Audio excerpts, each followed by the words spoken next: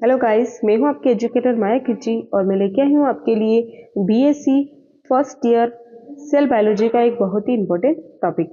आज हम बात करेंगे ट्रांसक्रिप्शन के बारे में। ट्रांसक्रिप्शन होता क्या है? डीएनए से आरएनए का फॉर्मेशन, जिसे हम क्या कहते हैं? ट्रांसक्रिप्शन कहते हैं। हमने कल की क्लास में डीएनए रेप्लिकेशन के बारे में पढ़ लिया था। अगर आपने डीएनए रेप्लिकेशन की क्लास नहीं देखी है तो मैं डिस्क्रिप्शन बॉक्स के अंदर आपको लिंक दे दूंगी, जहां से आप इसको विजिट कर सकते हो। चलिए आज की क्लास को स्टार्ट करते हैं। अगर हम बात करें कि ट्रांसक्रिप्शन की बात करें तो हमें ये पता है कि ट्रांसक्रिप्शन क्या होता है? डीएनए से आरएनए का फॉर्मेशन है। सिंपल लैंग्वेज में हम बात करें तो डीएनए से आरएनए का फॉर्मेशन। हमें पता है कि जो आरएनए होते हैं वो भी 3 प्रकार के होते हैं। एक तो होता है टीआरएनए, एक होता है एमआरएनए और एक होता है आरआरएनए। इन तीनों प्रकार का जो आरएनए होता है, इनका जो निर्माण होता है, इनका जो फॉर्मेशन होता है, वो डीएनए के अलग अलग पार्ट से देखने को मिलता है।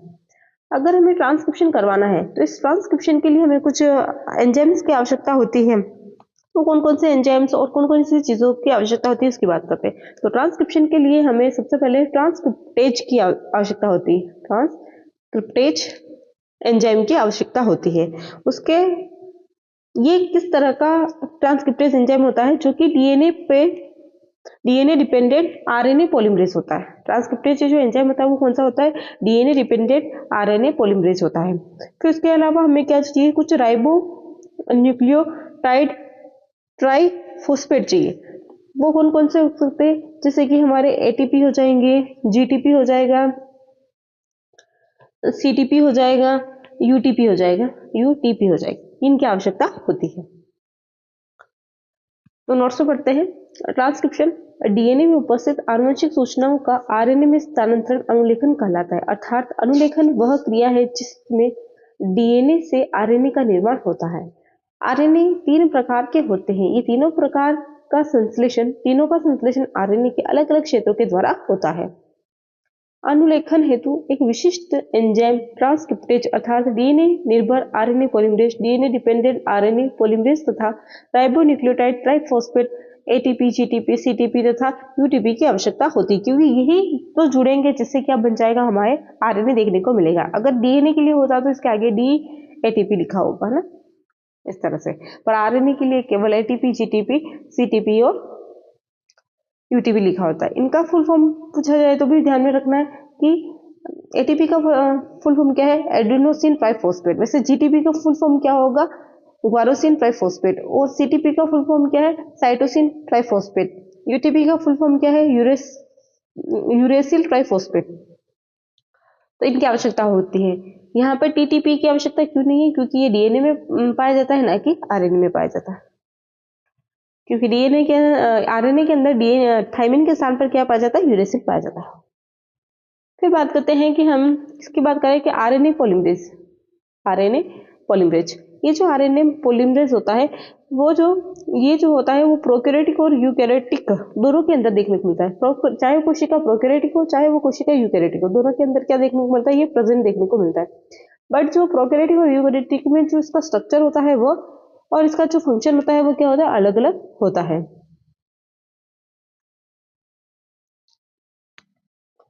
अगर हम बात करें प्रोकैरियोटिक के अंदर तो केवल एक ही एंजाइम के द्वारा हम आरएनए सिंथेसिस कर सकते हैं। और यूकैरियोटिक की बात करें तो हमें अलग अलग पॉलीमरेज की आवश्यकता होगी आरएनए की सिंथेसिस के लिए। आरएनए की सिंथेसिस के लिए हमें अलग अलग एंजाइम, अलग अलग पॉलीमरेज की आवश्यकता, आरएनए पॉलीमरेज की आवश्यकता होगी। अब मैं बात करूँ इसके जो आरएनए पॉलीमरेज है, ये जो आरएनए पॉलीमरेज जो है, इसके स्ट्रक्चर के बारे में बात करूँ तो इसकी स्ट्रक्चर जो होती है थोड़ी कॉम्प्लेक्स होती है। कॉम्प्लेक्स होके भी किस तरह की कॉम्प्लेक्स होती है? तो इसके अंदर है ना कोर एंजाइम पाया जाता है। एक तो क्या पाया जाता है? कोर एंजाइम पाया जाता है। और इस कोर एंजाइम के साथ में इसके पास क्या पाई जाती है? सिग्मा फैक्टर पाया जाता है। सिग्मा फैक्टर देखने को मिलता है। इसका जो कोर एंजाइम होता है वो 2 अल्फा सब यूनिट से एक बीटा सब यूनिट से और एक बीटा प्राइम सब यूनिट और एक ओमेगा सब यूनिट से मिलकर बना होता है। अगर मैं थोड़ा सा इसका रफ स्ट्रक्चर बनाने की कोशिश करूं तो यहाँ पर क्या होता है? बीचों बीच ओमेगा होती है, जिसके ऊपर की तरफ बीटा प्राइम ऐड होता है, नीचे की तरफ बीटा होती है और 2 अल्फा सब यूनिट इस तरह से साइड में जुड़ी होती है, और इसी के साथ में इंटरेक्शन कौन करने आता है, अपना रो फैक्टर करने आता है। तो इस तरह से हमें देखने को मिलता है डीएनए पॉलीमरेज की स्ट्रक्चर। इनके अलावा भी इनके पास कुछ सहायक प्रोटीन भी होती है, जिसमें सिग्मा, ओमेगा और एप्सिलॉन देखने को मिलता है। इस पूरे जो इस पूरी स्ट्रक्चर को क्या कहा जाता है, होलो एंजाइम कहा जाता है। क्या कहा जाता है इसको, होलो एंजाइम कहा जाता है। होलो एंजाइम के अंदर core enzyme plus sigma factor देखने को मिलते हैं। ये होलो एंजाइम जो होते हैं वो डीएनए से बाइंड होते हैं। ये जाकर कहाँ से बाइंड हो जाते हैं, डीएनए से जाके बाइंड हो जाते हैं, और ये डीएनए से बाइंड होकर आरएनए की सिंथेसिस को स्टार्ट कर देते हैं, मतलब ट्रांसक्रिप्शन स्टार्ट कर देते हैं। तो अगर अपने से पूछा जाए कि ट्रांसक्रिप्शन के लिए जो सबसे पहले आवश्यक फैक्टर कौन सा होता है, तो वो कौन सा आ जाएगा, सिग्मा फैक्टर होता है, जो कि आरएनए पॉलीमरेज एंजाइम को पहचानता है और उसके आरएनए पॉलीमरेज एंजाइम के साथ इंटरेक्ट करता है और प्रमोटर साइट को जो है पहचान लेता है। उसके बाद ये जो होता है वो होलो एंजाइम से अलग हो जाता है, इसको अपन अलग कर सकते हैं, और फिर जो बीटा सब यूनिट होती है वो आरएनए संश्लेषण के लिए स्थल पाया जाता है। इसके पास बीटा सब यूनिट के पास आरएनए संश्लेषण के लिए उत्प्रेरक स्थल पाया जाता है, और बीटा जो प्राइम होती है उसके पास क्या पाया जाता है, आरएनए पॉलीमरेज को डीएनए टेम्पलेट से बाइंड करने के लिए ये भूमिका निभाता है। इसका काम क्या होता है, ये क्या करता है, आरएनए पॉलीमरेज जो होता है उसको डीएनए से बाइंड करवाता है, बीटा प्राइम। और ओमेगा का जो है ना, अभी तक जो फंक्शन है वो भी पता नहीं है। तो इसका मतलब ओमेगा का क्या काम हो सकता है, तो कुछ लोगों का मानना है, कुछ साइंटिस्ट का मानना है कि ये क्या कर सकता है, डीएनए की अनवाइंडिंग करवाता है। तो ये हमारे किसके बारे में पढ़ा है हमने, आरएनए पॉलीमरेज के बारे में। तो चलिए अपना आरएनए पॉलीमरेज को डिटेल में पढ़ते हैं। तो आरएनए पॉलीमरेज की बात करें तो यह एंजाइम प्रोकैरियोटिक तथा यूकैरियोटिक दोनों में पाया जाता है। अभी मैंने बताया था कि प्रोकैरियोट में भी पाया जाएगा और यूकैरियोटिक कोशिकाओं में भी देखने को मिलेगा, लेकिन दोनों की संरचना तथा कार्य भिन्न भिन्न प्रकार के होते हैं। इनमें दोनों का कार्य और संरचना जो होती है वो क्या होती है, भिन्न भिन्न प्रकार के होते हैं। प्रोकैरियोट में केवल एक ही एंजाइम सभी प्रकार के आरएनए संश्लेषण कर लेता है, मतलब एक ही एंजाइम के द्वारा आरएनए, टीआरएनए और एमआरएनए का संश्लेषण हो जाता है। पर लेकिन जो यूकैरियोट में अलग अलग आरएनए के लिए अलग अलग एंजाइम की आवश्यकता होती है। मतलब अगर टीआरएनए की आवश्यकता एंजाइम के लिए, टीआरएनए के संश्लेषण के अलग एंजाइम चाहिए होगा, एमआरएनए के लिए अलग चाहिए, और आरआरएनए के लिए अलग एंजाइम की आवश्यकता होती है। फिर बात करें, आरएनए पॉलीमरेज एंजाइम जटिल संरचना वाला होता है। यह कोर एंजाइम तथा सिग्मा कारक का बना होता है। इसके साथ क्या जुड़ा होता है, कोर एंजाइम जुड़ा होता है और सिग्मा कारक जुड़ा होता है।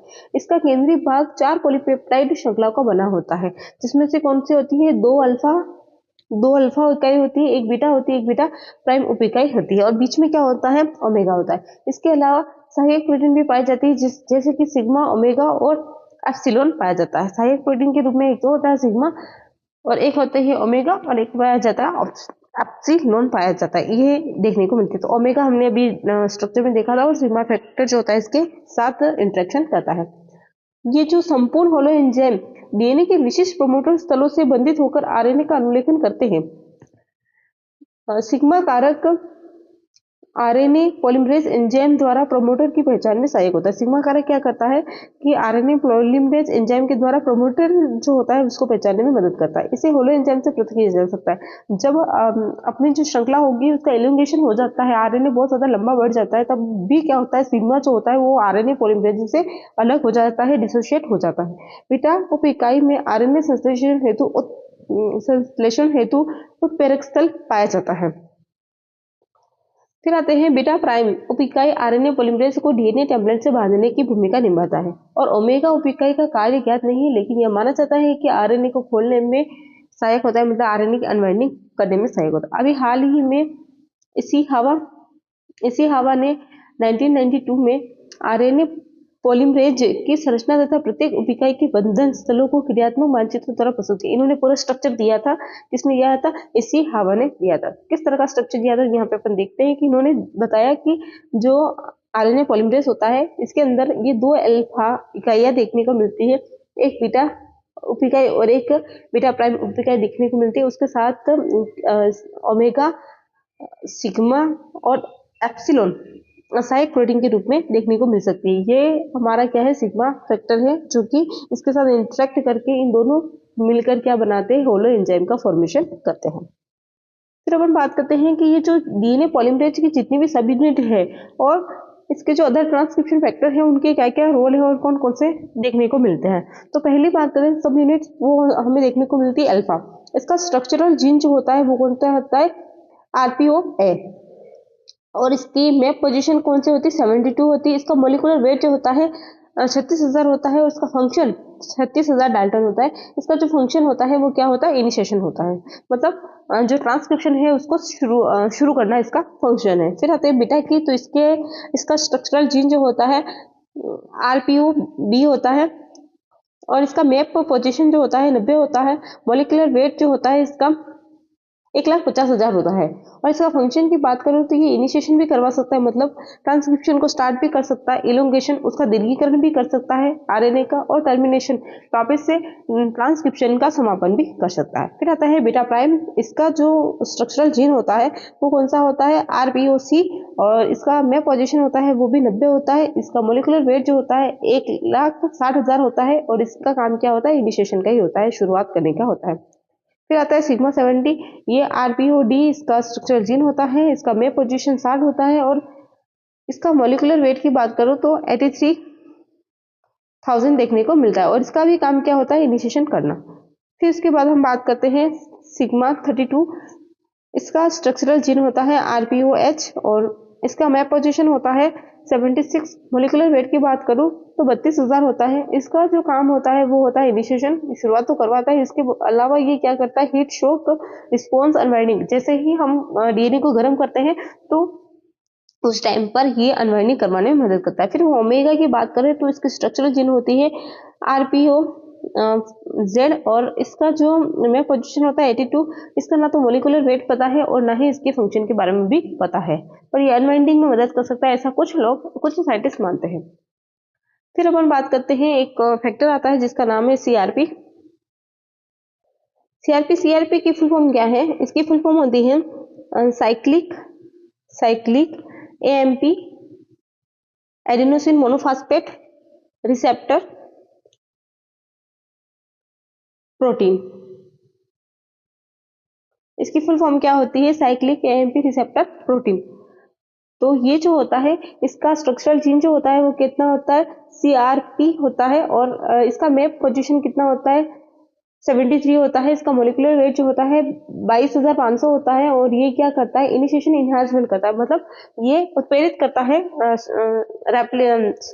ट्रांसक्रिप्शन को शुरुआत करने के लिए। फिर उसके बाद अपने आ जाता है रो फैक्टर। ये जो रो होता है उसका जो स्ट्रक्चरल जीन होता है वो रो ही होता है 84। इसका मैप पोजीशन देखने को मिलता है 50,000 डाल्टन इसका वेट होता है और ये क्या करवाता है, टर्मिनेशन करवाता है। तो रो डिपेंडेंट टर्मिनेशन के अंदर रो फैक्टर काम करता है। इसके अलावा एक जीन आती है नस, और ये नस जीन होती है, उसकी स्ट्रक्चरल जीन भी नस होती है। इसका जो मैप पोजीशन होता है 69 से लगाकर 90 के बीच में होता है और इसका जो मोलिकुलर वेट जो होता है 20,000 से लगाकर 69,000 तक देखने को मिलता है। ये क्या काम करता है, ये पुजिंग करता है, मतलब एक बार का एप्लीकेशन को पॉज कर देता है, उसको रोक देता है।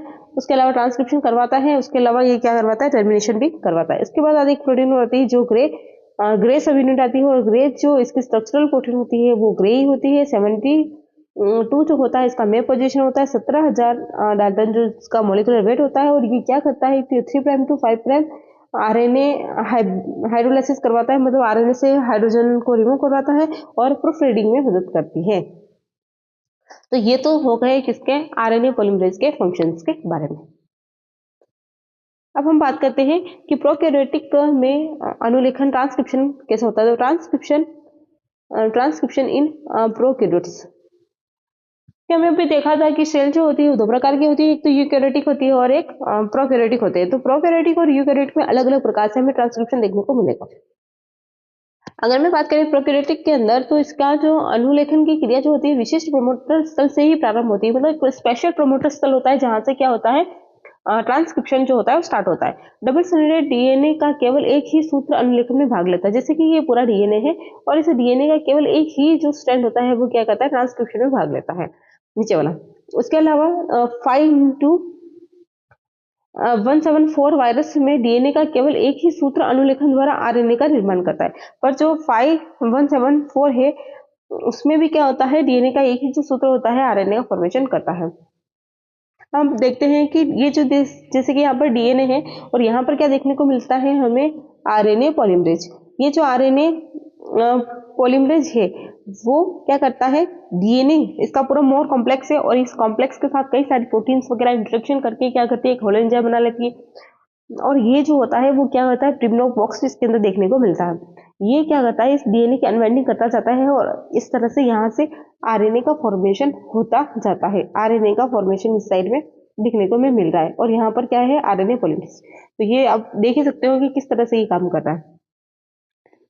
डीएनए के ऊपर ये पूरा एक अपना कॉम्प्लेक्स बना के जाता है और इसकी अनवाइंडिंग करते हुए आरएनए का फॉर्मेशन इस साइड से कर रहा है और यहाँ से वापस से क्या हो जाता है, डीएनए बनता जाता है। तो दोनों ही चीजें साथ में देखने को मिलती हैं। फिर अपन बात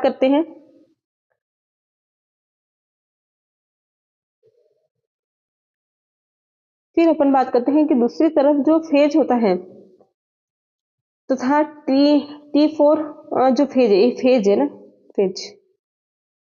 T4 जो फेज होता है में डीएनए बैक्टीरियोफेज है और डीएनए के दोनों रज्जु अनुलेखन में भाग लेते हैं। इनमें एक सूत्र टेम्पलेट का कार्य करता है, मतलब इसके दोनों ही जो स्ट्रैंड होते हैं वो क्या करता है, ट्रांसक्रिप्शन में पार्ट लेता है।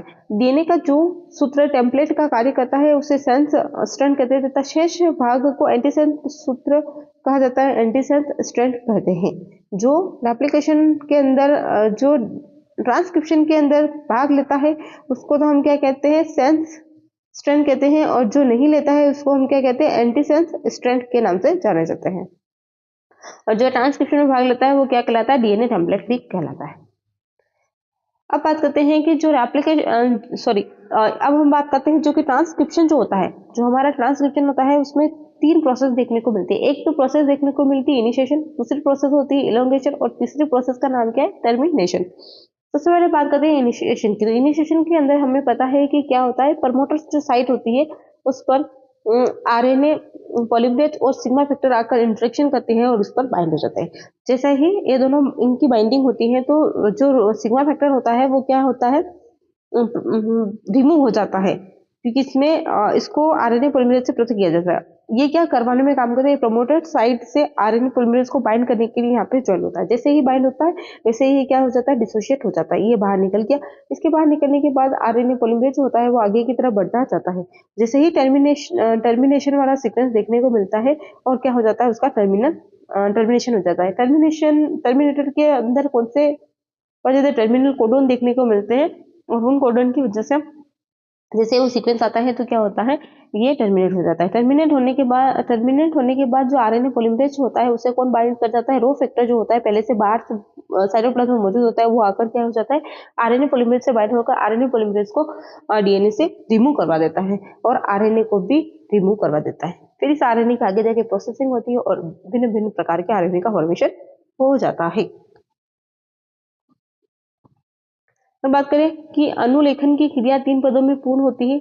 श्रृंखला प्रारंभ, चेन इनिशिएशन, श्रृंखला दीर्घीकरण, चेन इलोंगेशन, श्रृंखला समाप्ति, चेन टर्मिनेशन। 3 स्टेप देखने को मिलते हैं जो कि अभी हमने पिक्चर इमेज के अंदर देखे थे। फिर अपन बात करते हैं कि यहाँ पर ये प्रोकैरियोटिक सेल है, यहाँ पे डीएनए है और इसमें ट्रांसक्रिप्शन हो रहा है, उसके बाद उसकी प्रोसेसिंग होती है, प्री एमआरएनए बनता है और फिर इससे के बाद क्या बनता है, एमआरएनए बनता है, फिर ट्रांसलेशन होता है, पॉलीपेप्टाइड की श्रृंखला बनती है और वो आगे जाकर क्या बना लेती है, हमारी प्रोटीन का फॉर्मेशन कर लेती है। अब हम ऐसे ट्रांसक्रिप्शन की प्रोसेस को थोड़ा सा जूम करके देखेंगे तो हमें सबसे पहले स्टेप देखने को मिलेगी इनिशिएशन के अंदर हमें देखने को मिला गया जो आरएनए पॉलीमरेज होता है वो सिग्मा फैक्टर की सहायता से डीएनए से बाइंड कर लेता है। एक तरफ से डीएनए की अनबाइंडिंग होती है आगे की तरफ से और पीछे डीएनए की रिबाइंडिंग होती है, मतलब आगे से तो कुंडल खोले जाते हैं और जैसे जैसे आरएनए का फॉर्मेशन होता जाता है वैसे वैसे पीछे से क्या किया जाता है, डीएनए के कुंडल को वापस से बनाया जाता है। जिस स्ट्रैंड पर आरएनए का फॉर्मेशन होना है उसको टेम्पलेट स्ट्रैंड कहते हैं और सामने वाले स्ट्रैंड को क्या बोला जाता है, कोडिंग स्ट्रैंड बोला जाता है। RNA polymerase bind to promoter and start to unbind the DNA strand. ये प्रमोटर से बाइंड हो जाते हैं और इनिशिएशन साइट्स पे ही आके बाइंड होते हैं और यहाँ पर ये इनिशिएशन साइट देखने को मिलती है जहाँ से ये आके बाइंड हो रहे हैं और बाइंड होने के बाद क्या करते हैं, डीएनए की अनवाइंडिंग स्टार्ट करते हैं। फिर इसके बाद दूसरा स्टेप आता है इलोंगेशन। अब हम बात करते हैं इलोंगेशन के अंदर क्या होता है। तो यहाँ पर कई सारे राइबोन्यूक्लियोसाइड ट्राइफॉस्फेट आते हैं, जैसे कि एटीपी, यूटीपी, सीटीपी और जीटीपी। ये आकर क्या करते हैं, धीरे धीरे इस साइकिल में, जहाँ पर इसका कॉम्प्लीमेंट्री स्ट्रैंड, डीएनए का जो स्ट्रैंड है उसके के सामने जैसे एडेनिन है तो उसके साथ कौन जुड़ जाएगा, यूरेसिल जुड़ जाएगा। ग्वानिन है तो उसके साथ में कौन जुड़ जाएगा, साइटोसिन जुड़कर इस तरह से हाइड्रोजन बॉन्ड बनाते हुए पर न्यूक्लियोटाइड वहाँ पे आके जुड़ जाते हैं। ये राइबोन्यूक्लियोटाइड होते हैं, ये आके यहाँ पे ऐड होते जाते हैं। जैसे जैसे ये यहाँ पे ऐड होते जाते हैं वैसे वैसे क्या होता है, एग्जिस्टिंग आरएनए ट्रांसक्रिप्ट हो जाता है। मतलब यहाँ पर एक प्री एमआरएनए का फॉर्मेशन होता जाता है। RNA polymerase move along the DNA template strand and from 5 prime to from 3 prime to 5 prime and produced the RNA transcript adding nucleotidase to the 3 prime end of the growing RNA। मतलब ये कहाँ से growing RNA के 3 prime पर क्या करते हैं, nucleotide को ऐड करते हुए रहते हैं। और जब भी आरएनए की सिंथेसिस होती है वो कहाँ, किस स्ट्रैंड से वो देखने को मिलती है, 3 प्राइम टू 5 प्राइम पे देखने को मिलती है।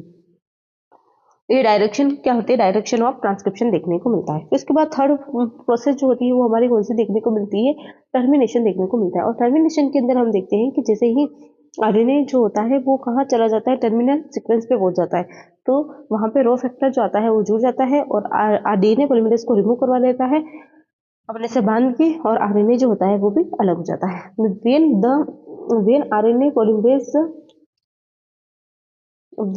Polymerase When RNA polymerase reach the termination site, the RNA transcript is set free from the template। RNA जो होता है वो जो सिंथेसिस हो रखा है होता है वो इससे डीएनए से अलग हो जाता है। तो ये इनिशिएशन साइट है और ये कौन सी, टर्मिनेशन साइट है। तो यहाँ तक ही क्या होता है, आरएनए का फॉर्मेशन देखने को मिलता है।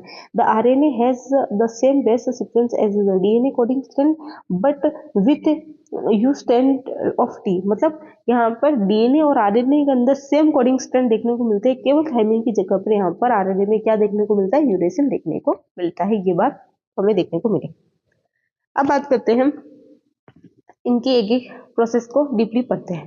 तो श्रृंखला प्रारंभ चेन इनिशिएशन की बात करूं तो इसके लिए हमें क्या क्या जरूरी होता है, यहाँ पर मैग्नीशियम 2 प्लस और मैग्नीश 2 प्लस, आरएनए पॉलीमरेज और डीएनए टेम्पलेट की आवश्यकता होती है। ये कैसे काम करते हैं तो बात करते हैं। अनुलेखन के लिए Mg2 प्लस तथा magnesium Mg2 plus magnesium 2 plus तथा मैग्नीश 2 प्लस आरएनए पॉलीमरेज तथा डीएनए टेम्पलेट की आवश्यकता होती है। अभी हमने डायग्राम में देखा था कि सारी चीजें वहां पर आरएनए पॉलीमरेज डीएनए टेम्पलेट से बाइंड हो रहा है, किससे बाइंड हो रहा है वो भी अपने देखा था। तो आरएनए पॉलीमरेज प्रमोटर स्थल की पहचान करता है, जैसे ही प्रमोटर स्थल को पहचान लेता है तथा इसके साथ बंधन महत्वपूर्ण भूमिका निभाता है और फिर इसके साथ क्या कर लेता है, बंध जाता है, बाइंड हो जाता है। बंधन से पहले सिग्मा कारक जो होता है उसकी बीटा उप इकाई तल पर कोर एंजाइम के साथ अंतक्रिया करती है। जो पॉलीमरेज होता है आरएनए पॉलीमरेज, उसकी बीटा जो सब यूनिट होती है कोर एंजाइम की, उसके साथ कौन बाइंड होकर जाता है, सिग्मा कारक जो होता है वो इंटरेक्शन कर लेता है और इसके इंटरेक्शन की वजह से आरएनए पॉलीमरेज जो होता है प्रमोटर साइट को पहचान कर उससे बाइंड हो जाता है। फिर होलो एंजाइम आरएनए के केवल एक ही सूत्र का अनुलेखन करता है, मतलब एक ही जो स्ट्रैंड होता है वहां पर जाकर ट्रांसक्रिप्शन करता है। होलो एंजाइम का सिग्मा कारक डीएनए के प्रमोटर स्थल की पहचान में सहायक होता है। डीएनए का जो प्रमोटर स्थल होता है उसको पहचानने में कौन हेल्प करता है, तो सिग्मा कारक मदद करता है। विभिन्न जीवाणु के प्रमोटर स्थलों के अध्ययन में पाया गया है कि इन सभी के लक्षण लगभग एक समान होते हैं। उनके लक्षण जो होते हैं एक समान होते हैं, चाहे बहुत सारे बैक्टीरिया में हमने अध्ययन करके देखा कि सबके लक्षण जो होते हैं वो कैसे होते हैं, समान होते हैं। प्रमोटर श्रृंखला अनुलेखन के प्रारंभ स्थल से 10 से 35 नाइट्रोजन बेस पेयर दूरी पर केंद्रित होता है।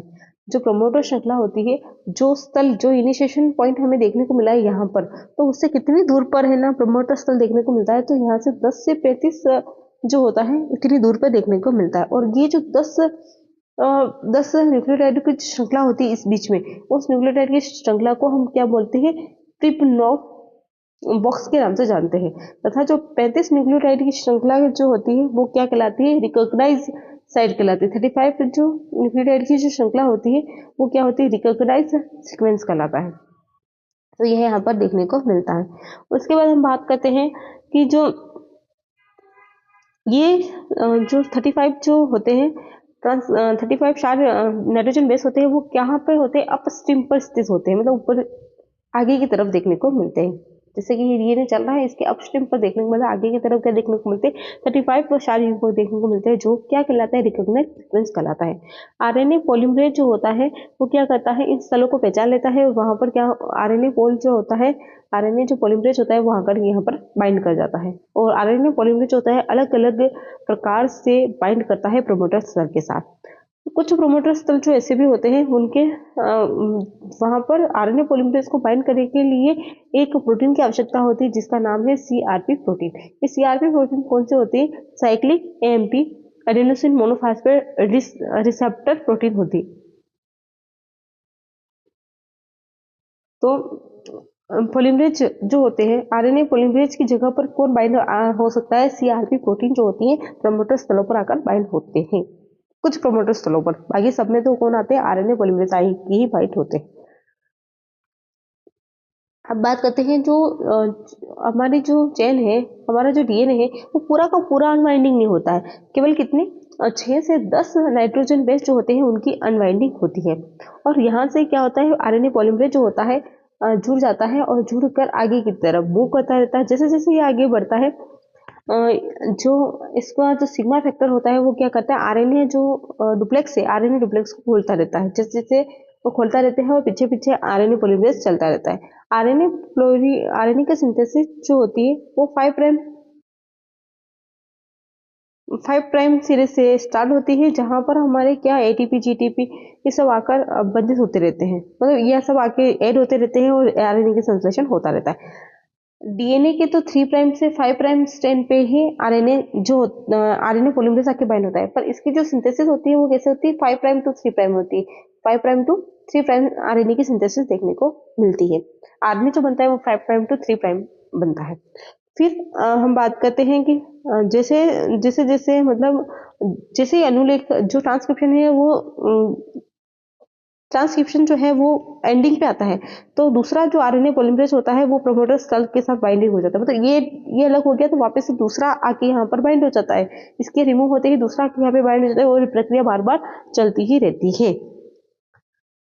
सबसे पहले जो होता है प्यूरिन जो होती है वो ग्वानोसिन और एडेनिन जो होती है वो आके बाइंड होती है, उसके बाद ही दूसरे न्यूक्लियोटाइड आके यहाँ पर बाइंड होते हैं।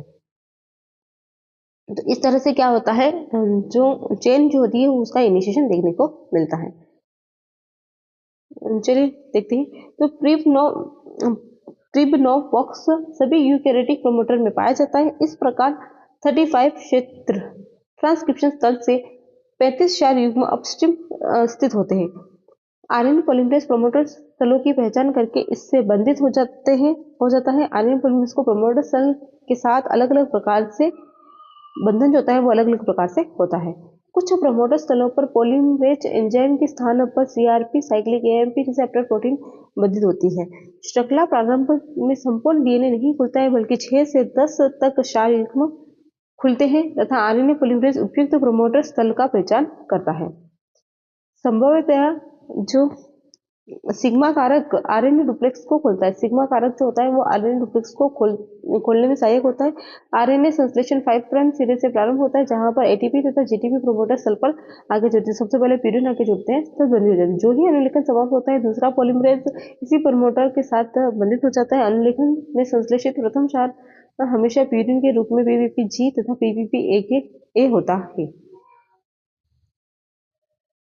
फिर आता है चेन इलोंगेशन। चेन इलोंगेशन कैसे होता है, तो चेन इलोंगेशन जो होता है वो जैसे ही जो हमारा प्री एमआरएनए है वो 8 से 9 न्यूक्लियोटाइड लंबा हो जाता है, तो इससे जो सिग्मा फैक्टर होता है वो क्या हो जाता है, रिलीज होता है। इसके बाद 30 से लगाकर जो 60 न्यूक्लियोटाइड पर सेकेंड ऐड होते रहते हैं और हमारा इस दर से ऐड होते रहे पर सेकेंड की दर से ऐड होते रहते हैं और हमारा प्री एमआरएनए बनता रहता है। इसके लिए हमें बहुत सारे जो देखने को मिलते हैं, पद देखने को मिलते हैं, तो कौन कौन से स्टेप्स में ये होता है, तो सबसे पहले क्या होता है, फर्स्ट स्टेप जो होती है उसमें क्या होता है, न्यूक्लियोटाइड जो होता है ट्राइफॉस्फेट न्यूक्लियोटाइड ट्राइफॉस्फेट का बाइंड होता है, जैसे कि एटीपी जीटीपी यूटीपी CTP का बाइंडिंग होता है। फिर नए न्यूक्लियोटाइड तथा जो नवजात आरएनए होते हैं उनके OH, नवजात आरएनए जो होते हैं उनके 3' OH सिरे के मध्य क्या बना जाता है, बॉन्ड बनता है। ये जो आके किससे जुड़ते हैं, आरएनए के जो नया आरएनए बन रहा है उसके 3' OH के साथ आके बाइंड हो जाते हैं। फिर तीसरा स्टेप क्या होता है, जो पायरोफॉस्फेट होता है इसमें से सिर्फ हमें क्या चाहिए, एडेनिन चाहिए, और जो पायरोफॉस्फेट बचा हुआ है इसको क्या किया जाता है, रिलीज कर लिया जाता है। फिर डीएनए टेम्पलेट जो होता है उसके साथ, जैसे कि ये डीएनए टेम्पलेट है उसके साथ साथ क्या होता है, आरएनए जो होता है उसका भी क्या हो जाता है, ट्रांसलोकेशन देखने को मिलता है। इससे जैसे जैसे आगे बढ़ेगा वैसे वैसे आरएनए पॉलीमरेज जो होता है उसका ट्रांसलोकेशन देखने को मिलेगा। अगर मैं बात करूं कि आरएनए की जो सिंथेसिस होती है वो कहाँ से कहाँ होती है, तो 5' to 3' इसकी सिंथेसिस लगातार होती रहती है। और जैसे जैसे ट्रांसक्रिप्शन होता है वैसे वैसे जो डीएनए होता है वो खुलता रहता है और वापस से बाइंडिंग, मतलब इसका घूलना देखने को मिलता है, रीबाइंडिंग होती रहती है। अगर बीच बीच में ये जो अपने ट्रांसक्रिप्शन तो चल ही रहा है, इसके बीच में अगर जीसी बहुत आ जाए तो इसकी वजह से क्या हो जाता है, थोड़ी देर के लिए जो ट्रांसक्रिप्शन है वो पॉज हो जाता है, थोड़ी देर के लिए अस्थायी रूप से अवरुद्ध हो जाता है ट्रांसक्रिप्शन। फिर जैसे ही अब हमें पता है कि आरएनए पॉलीमरेज से क्या हो जाता है, ये जो चेन एलोकेशन होती है तो सिग्मा फैक्टर जो होता है वो रिमूव हो जाता है। जैसे ही सिग्मा फैक्टर रिमूव होता है तो एंजाइम आरएनए पॉलीमरेज होता है उससे दो प्रोटीन आके बाइंड हो जाती है। एक तो आती है नस ए प्रोटीन आके बाइंड हो जाती है, और दूसरी जो प्रोटीन होती है वो कौन सी होती है, नस जी प्रोटीन आके बाइंड हो जाती है। जो है ना आरएनए जो होता है, जो न्यू आरएनए बन रहा है उसकी सिंथेसिस को बढ़ा देता है, उसकी दर को इंक्रीज कर देता है। हमें पता है कि जो नया आरएनए बना है उसका 5' और ये 3', इसका जो 5' जो सिरा होता है उस सिरे पर क्या पाए जाते हैं, ट्राइफॉस्फेट पाए जाते हैं, जबकि इसके 3' सिरे पर क्या पाया जाता है, हाइड्रोक्सिल ग्रुप देखने को मिलता है। और जो हमारा नया आरएनए बना है वो स्ट्रक्चरल चेन से थोड़ा सा लंबा होता है, क्योंकि इसके जो 5' जो होते हैं वहां पर क्या पाई जाती है, एक लीडर स्ट्रैंड पाई जाती है जो कि इसको लीड करती है। आरएनए पॉलीमरेज जो होता है इसके पास दो तरह की एक्टिविटी पाई जाती है। आरएनए पॉलीमरेज के पास श्रृंखला बढ़ाने की एक्टिविटी के साथ क्या पाई जाती है, प्रूफ रीडिंग एक्टिविटी भी पाई जाती है, जिससे यह क्या कर सकता है, बनने वाले आरएनए की प्रूफ रीडिंग कर लेता है। और इसकी जो प्रूफ रीडिंग होती है वो किसके समान होती है, तो डीएनए पॉलीमरेज के समान होती है। आरएनए पॉलीमरेज जो होता है उसकी प्रूफ रीडिंग एक्टिविटी जो होती है वो किसके समान होती है, डीएनए के समान होती है। डीएनए के अंदर जिस तरह से 3' to 5' एक्सोन्यूक्लियस एक्टिविटी पाई जाती है वैसे की वैसे हमारे आरएनए पॉलीमरेज के पास भी पाई जाती है। अब इसके पास दो प्रोटीन और होते हैं, ग्रे प्रोटीन ए और ग्रे प्रोटीन डी। ये दोनों ही प्रोटीन क्या करती है, आरएनए के 3' पर आकर ऐड होती है और ऐड होकर 3 न्यूक्लियोटाइड को रिमूव कर देती है, जो कि इसकी प्रूफ रीडिंग में हेल्प करता है। चलिए ये सारी चीजें यहाँ पे पढ़ लेते हैं। तो श्रृंखला दीर्घीकरण चेन इनिशिएशन की बात करें तो जब अनुलेखन द्वारा 8 से 9 न्यूक्लियोटाइड लंबा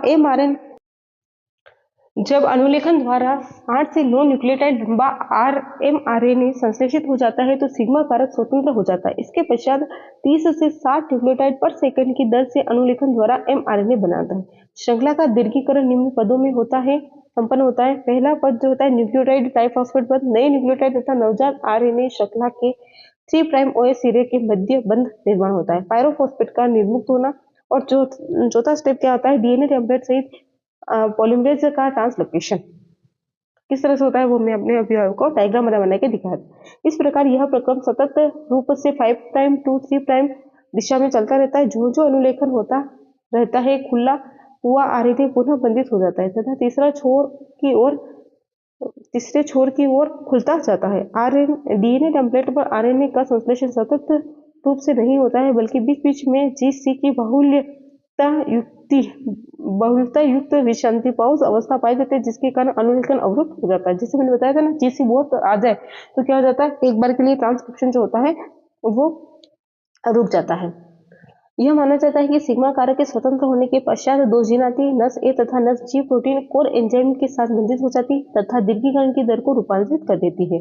नवनिर्मित आरएनए में 5 प्राइम सिरे पर ट्राइफॉस्फेट समूह तथा 3 प्राइम सिरे पर स्वतंत्र हाइड्रोक्सिल समूह उपस्थित होता है। साथ ही अनुलेखित आरएनए संरचनात्मक जीन से लंबा होता है क्योंकि इसके 5वें सिरे पर लीडर श्रृंखला उपस्थित होती है। आरएनए पॉलीमरेज में प्रूफ रीडिंग क्षमता पाई जाती है, वो किसके समान होती है? डीएनए पॉलीमरेज की 3 prime to 5 prime exonuclease activity के जैसे होती है। तो आरएनए पॉलीमरेज में प्रूफ रीडिंग क्षमता पाई जाती है जो कि डीएनए पॉलीमरेज की 3 prime to 5 prime exonuclease activity के समान होती है। दो विशिष्ट ग्रे ए तथा ग्रे बी प्रोटीन के कारण आरएनए के तीसरे छोर से 2 या 3 न्यूक्लियोटाइड को विचलित किया जा सकता है। अभी मैंने बताया था कि 3 प्राइम से हम क्या कर सकते हैं, 3 न्यूक्लियोटाइड को हटा सकते हैं। किस प्रोटीन की सहायता से हटा सकते हैं?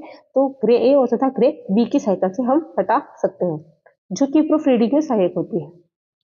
अब आता है चेन टर्मिनेशन। आज का वीडियो बहुत ही ज्यादा लंबा हो जाएगा, इसलिए हम चेन टर्मिनेशन श्रृंखला निर्मुक्ति को हम कल की क्लास में कवर कर लेंगे। अगर आपको मेरी ये वीडियो अच्छी लगती है तो वीडियो को लाइक करें, शेयर करें। चैनल पर नए हैं तो चैनल को सब्सक्राइब करें, बेल आइकन को क्लिक करें ताकि मेरे आने वाली हर वीडियो की नोटिफिकेशन आपको मिलती रहे। मिलते हैं नेक्स्ट वीडियो में, तब तक के लिए बाय।